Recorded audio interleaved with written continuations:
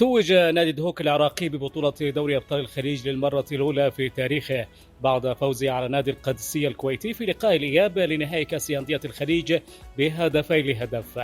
وكانت مباراة الذهاب بين القادسية ودهوك في الكويت قد انتهت بالتعادل السلبي بين الفريقين. دهوك بقيادة المدرب السويدي مسعود ميرال استغل عاملي الأرض والجمهور وحسم نتيجة اللقب كأول فريق عراقي يحوز لقب البطولة.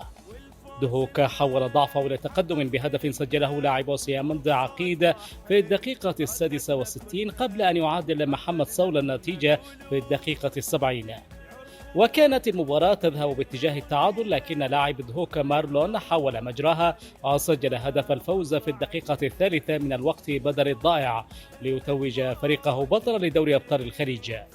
وكان دهوك قد تأهل إلى نهائي دوري أبطال الخليج بعدما عبر عقبة الاتفاق السعودي، فيما تأهل القادسية للدور النهائي على حساب النصر الإماراتي.